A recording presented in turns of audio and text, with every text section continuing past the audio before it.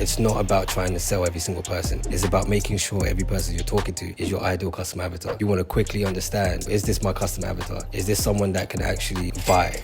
Or can I save 20 minutes here? You're always going to lose against the top closers who are hungry. If you want to be making the 20, 30, 40K a month and more, you have to be really, really proactive. So someone says, no, like, how can you charge that much? Make sure you don't start justifying the price. So that's too much for them. You pitch the same thing to someone else, like, oh my God, it's so cheap. It's been amazing. No, the numbers of 20, 30K a month, they're real. They're real and they're a lot more common than I realized.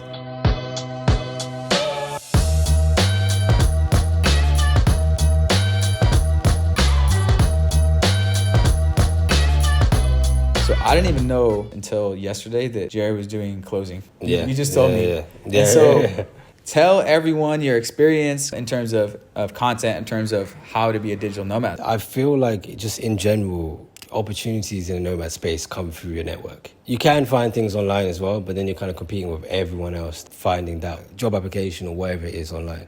So networking in general has really helped. But what I've learned about closing, I thought, I'll get in, and if I'm familiar with the products, I've done e-com and I've been involved in fitness, it'll be easy to kind of close. But there are people that don't look like they've ever been to a gym that close better than me. Because when it comes to closing, I think it comes down to two things. One, really asking the right questions. Yeah. So not just having a random conversation, asking very targeted questions until you get a response that either pre-qualifies them or disqualifies them. So like the art of closing is, if you haven't done the work before they got on the call, you want to quickly understand, is this someone that can actually buy, or can I save 20 minutes here? When I first got in, I would just kind of talk to everyone in that 30-minute slot or that 1 hour slot. Just kind of like go around in circles. Yeah. Okay. What question can I ask next? Yeah. Even if they gave me a script, I kept being told by the sales leads, why did you ask this question? And I didn't have an answer. So then you shouldn't be asking that question. Like, there has to be a specific reason.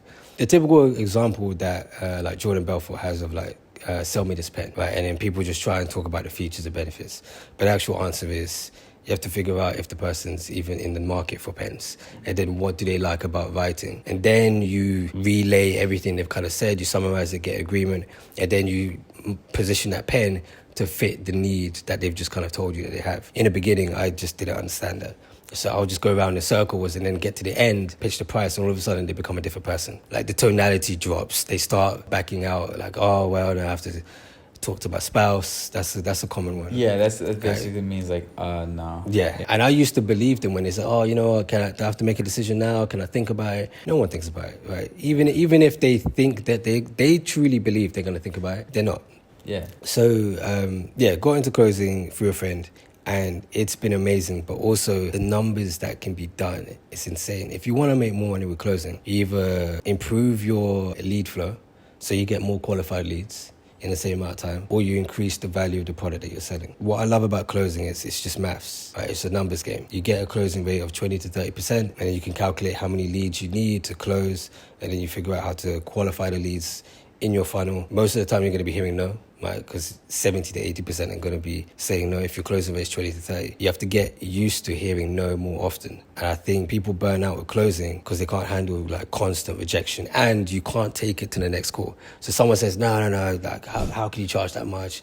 And you have to make sure you don't start justifying the price, right? Yeah. Because their mindset of like, oh, that's too much for them. You pitch the same thing to someone else, like, oh my God, it's so cheap. At the end of a call, brush it off, whether it was a win or a loss, like just brush it off. Next call, new energy, and then kind of repeat. Like have super focus in that call, and in the moment it's over, regardless of how it went, you move on to the next one. You don't kind of carry that on. But it's been amazing. Like the numbers of 20, 30K a month, they're real. They're real and they're a lot more common than I realized. So to make more money and get more lead flow, I started doing in Bangkok time 9 p.m. to 5 or 6 a.m. Okay, yeah, because that way you catch all of 9 to 5 in the U.S. time. Yeah. Okay. So you talked about increasing lead flow, and now I understand what that means, just opening more hours. And this is going to vary by who you're working for, right? Because some companies might have unlimited leads coming in, and obviously they want to give the most to their top closers. But let's say you're working for a company where they don't have unlimited leads, it's only maybe a handful per day. What would you tell someone in that situation? Like, go try to find a better offer that's got unlimited leads, that has higher commissions? It depends on the stage that you're at, whether I have 2 leads a day or 10. if I can't close, I can't close. Yeah. Right? In the beginning, I was just trying to get the sale. Right? I was getting on thinking, okay, how much can I make here? Right? And then you're always going to lose when you play that game. And sometimes when you kind of go in thinking, okay, I'm going to help them, show them the gap between the knowledge I have and where they are, show them where they're trying to get to, then you kind of naturally end up in the close. Right? They're like, oh yeah, I want to know more. You present the two options. You kind of ask for permission for them to be pitched to instead of just coming with the pitch. Yeah. And once you ask that permission, like, yeah, I want to know more about coaching or whatever, because I'm tired of doing it myself. You kind of first get them to understand that what they've been trying to do all by themselves hasn't got them anywhere. And if they were to continue that for the next 6 or 12 months, they're still going to be nowhere, right? And there's this other option. I could tell you more if you want to. Oh yeah, I want to hear more. Now they've kind of given you permission to kind of go into it. I actually did door-to-door sales for 5 years. And so, yeah, I didn't just pick this up overnight, these kind of natural things. That said, some people do have natural sales ability. What does that mean? It just means you're a natural good communicator. Some people are more natural communicators than others, okay? I happen to be one, and a lot of top closers probably have been good communicators ever since, fucking high school. But you can learn it, because there is a caveat to this. When I grew up, all the way up through high school, I was a pretty shy introvert. But a couple things broke me out. Door-to-door broke me out of my shell, and then also starting a YouTube channel exploded me out of my shell. Going from an introvert to like a little bit more extroverted, traveling, getting out of that comfort zone. I haven't worked a sales job before getting into closing. Right, so I didn't have an experience, and yeah, my first sales calls were horrendous. I guess traveling made me comfortable talking to new people. It really does. Right, so if someone's in a sales opportunity where there's not that many leads, right, well then that means that they have other hours in their day that they're not closing, right? So they could pick up another gig, taking a few leads there, a few leads here. You want to just get as much exposure. As a closer, it's your responsibility to make sure your calendar is filled with good leads. You might have setters that put them in there, but if you kind of sit back and think, they're not giving me any good leads, you're always going to lose against the top closers who are hungry and are making sure that their calendar is filled with great leads.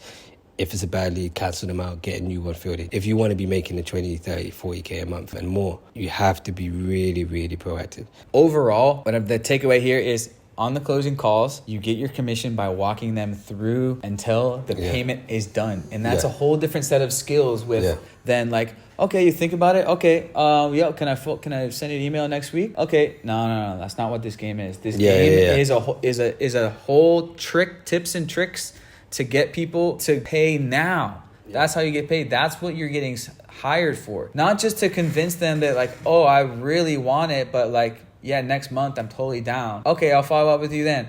No. You are hired to get them to pay now on the call, which is a whole different bag of tricks. Like the shit that like I learned in door-to-door. There's so many of these things creating the urgency. Can't do it now, I gotta do it. It's like so many of these tips and tricks you gotta come out. And so that's one of the messages that I'm putting out and getting very clear to guys that want to transition to corporate B2B sales, where it's maybe many calls, long sales process, over to closing.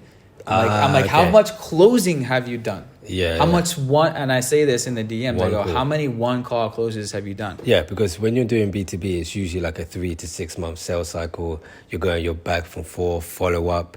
That's natural. At least one call, at least 2 calls. I'm typically two calls. Right. To close, yeah. So like, when it comes to like IT software, those are like tend to be 6-figure deals, maybe 7-figure deals, and they just drag out. So if someone comes from that background, the $1 million deals, those are many calls, yeah. Those drag out. So people are used to the follow up, and I need to think about it, I need to talk to that person. Oh yeah, no worries, right? Oh no. When you're closing, yes, you should worry. You should absolutely worry. Like I used to believe, and it sounds so believable in the beginning, but you are losing money every time you let someone get off the phone. Yeah, that's the skill that you're learning. Like I've been watching, all the videos on YouTube, the Dan Locke, the Hormozy, like the most common ones, like, I got to talk to my spouse. Let me think about it. Let me process this. Okay. I don't make rash decisions. Yeah, I don't make decisions on the spot. Like, I pay now. Oh, that's the skill that you're learning. That's this whole game. That's how motherfuckers are making 20K a month, 30K a month.